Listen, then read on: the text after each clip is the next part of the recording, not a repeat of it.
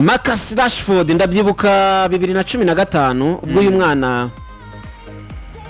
yabonaga debut ya mbere muri equipe ya mbere ya Manchester United. By'umwihariko ntago abantu bazibagirwa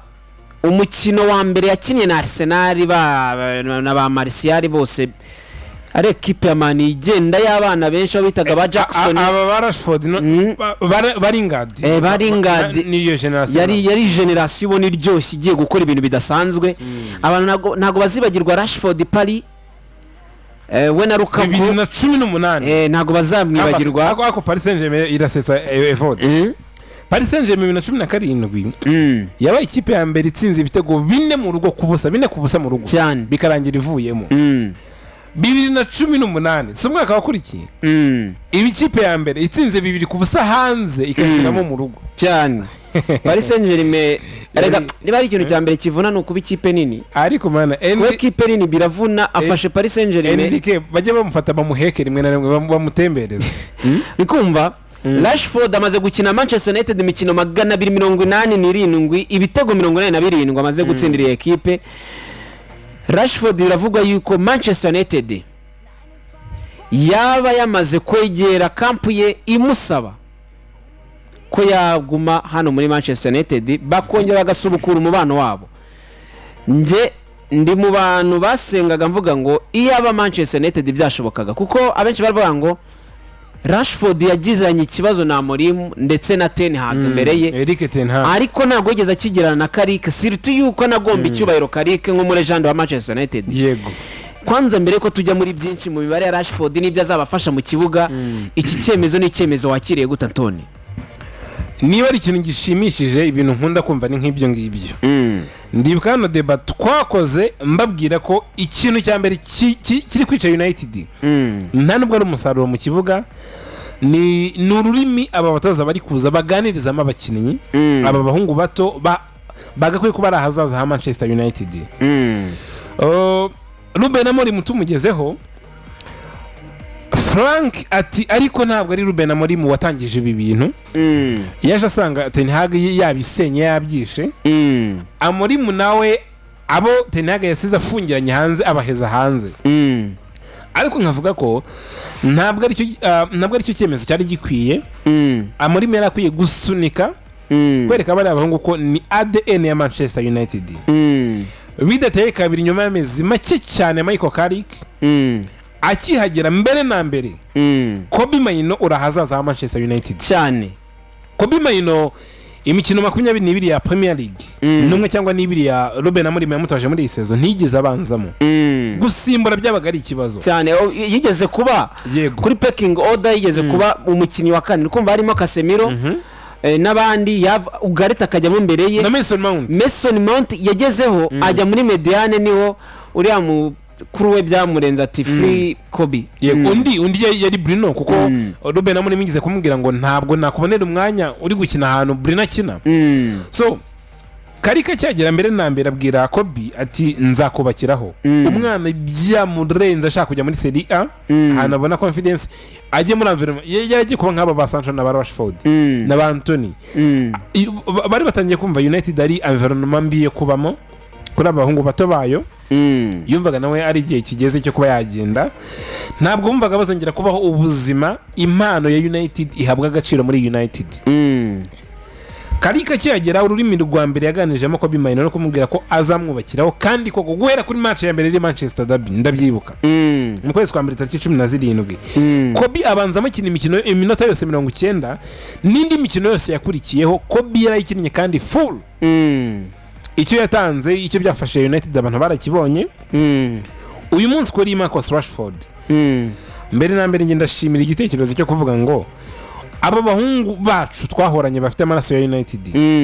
bumva mbere na mbere gukina United bisobanuye iki kuyitangira bisobanuye iki kuko no kugira ngo United yongere guhumeka uyu mwuka ntabwo ariko Karika ari mwiza cyane tactically nuko Karika avuga ngo ngiyewe ndamaraso ya Manchester United nzaho gukora nzi cyo kuvuga nzi uburyo bwo kwitwara kuri Old Trafford. Mbere na mbere kubanza kwereka umungu nka Marcus Rashford iriya mibare yakoze muri Barcelona ayizanye kurana rw'ubumoso rwa Manchester United ni inyongera nziza attention. na recruitment bari mutange n'umuhungu wabo guhemba ahantu havuye kuri payroll yavuye umuntu nka Casemiro wahembwaga byinshi ko Rashford ukomeza kumuhemba kuko ari muri Barcelona bamuhembaga kimwe cya kabiri n'abandi kimwe cya kabiri ni question gusa yo kuzuza umushahara we kandi United niba ari ikipe itagira ibibazo byo guhemba niyo iyo irangaje mbere na mbere ndabanza kuyiha credit yo kuvuga ngo abakinnyi bacu beza bafite ADN yacu bagomba kugaruka kandi kwiyumvamo Manchester United ni ikintu kidasanzwe biguha n'ishusho bikakuvana kuri Rashford bikakujyana uyu mugabo muri dressing room aganira ate ntabwo ari uwo muntu wo kuvuga ngo uyu simushaka ngo ni umuntu mbere na mbere politike yiri inclusive ni politike yo kuvuga ngo muzi twese hamwe dusenyera umugozi umwe niba ari ikintu United yabuze muri Ten Hag ikakibura muri Ruben Amorim kikaba kiri muri Michael Carrick n'ururimi rwiza rw'umurejande uzi United rwo kuganiriza aba bakinnyi abana bato ba Manchester United no kuvuga ngo United nayo bayemo ndayizi ibagomba ibi namwe muyigomba ibi nk'abana ba Manchester United iyo ni sinye nziza cyane nje buriya niba ari ikintu Jason Wilcox yakora nkavuga ngo kudeshapo wa mugabo we yego nuko kugumana Marcus Rashford ndi kugira ngo tugende turebe umukinnyi uri kuri calibre ibanzamo muri equipe nationale ya Three Lions y'Ubwongereza hano hanze umugura amafaranga ngana gute twitegereze Anthony Gordon yaguze amafaranga ngahe ajya muri Barcelona ni 80 ariko uyu munsi Rashford ibumoso niwe mwiza kurusha Anthony Gordon cyane icyo ni cyerekana zahabu ikipe ya Manchester United ifite muri Rashford ikindi kintu wagikomojeho DNA aya ma equipe manini niyo mpamvu uzavuga ngo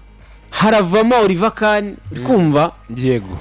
naba Michael Ballack haze Philippe Lam haze Kimmich aya ma equipe manini akenera umuntu wabo w'indani haze Noel kuvuga ngo niwe arazama ari umwana avuye muri Schalke aba Thomas Mura nyine aya ma equipe manini abakeneye umukinnyi wayo mw'imbere Barcelona yigeze kugerageza guhindura iragenda igura ba Dembele bagura ba Coutinho babande bose Barcelona ntabwo yigeze Barcelona kugeza igihe yibutse ko Pedri na Gavi baza bakabubakira ikipe kugeza igihe yibukiye yuko Fermin Lopez ndetse n'abandi bakinnyi bahari babakatara bakongera bakaza bagakora ikipe Barcelona nibwo twongeye kuhumeka umwuka w'ubu Barcelona muri ekipe ya Barcelona so Manchester United turi kuvuga Rashford ni umukinnyi uri hano kuva mu mwaka w'2005 imyaka 21 ubuzima zino bwa Manchester United ubuzima zini Carrington imihanda zini Manchester ndikumva na Old Trafford nibyo binazimwe hano mu buzima bwe kuvuga uyu ni umusore abantu barabyibuka atizwa bwa mbere muri Aston Villa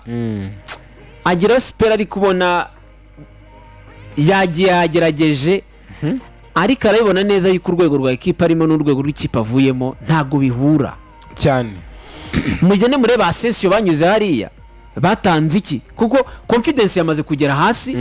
uri kwiyumva nk'umukinnyi wakuze shite libre nyine wamanutse wagiye kuri ekipe yo hasi Rashford yongera guhabwa amahirwe yo kujya muri Barcelona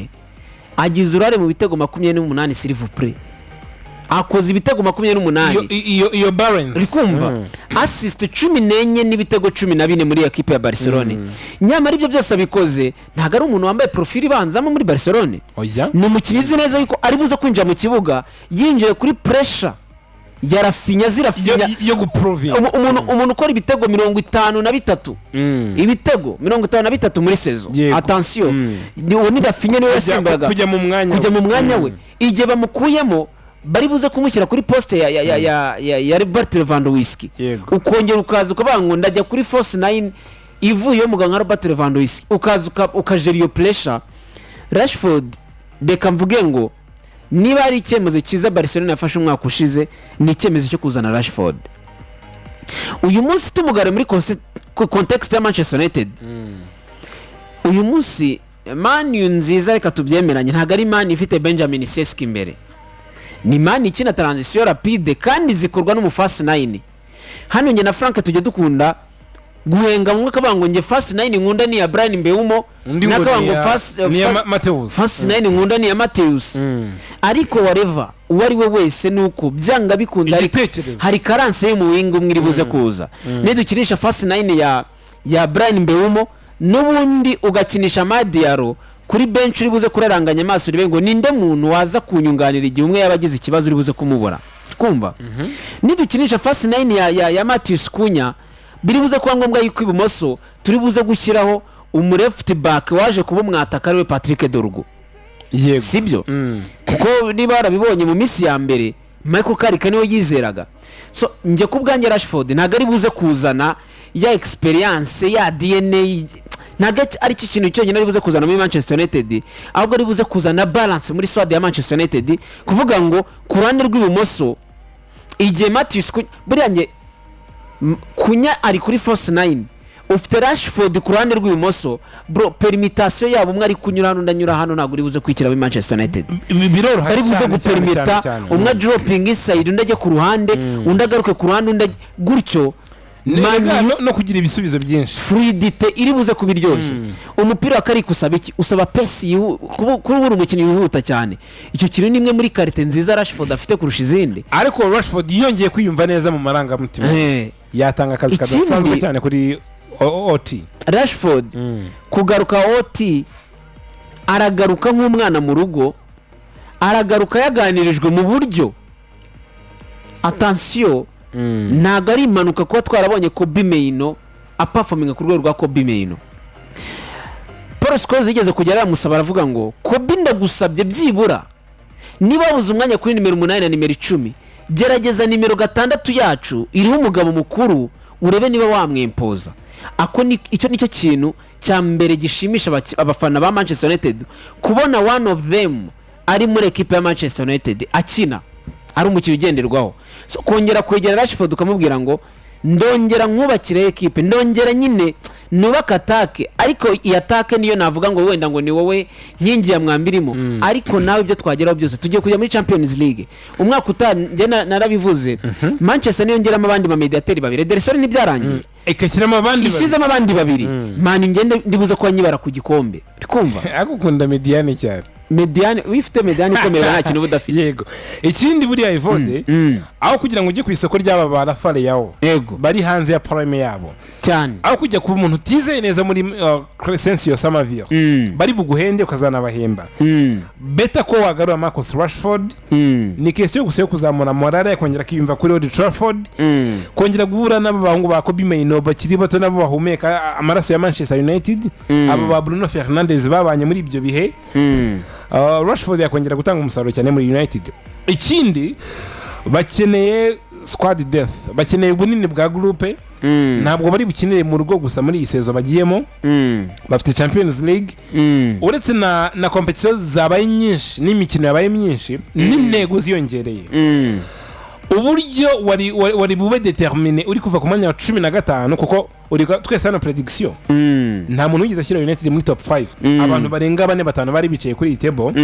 bisobanuye iki United intego ya mbere yari 6 5 7 8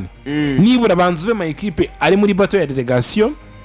uze uje muri mid table hagati muri tableau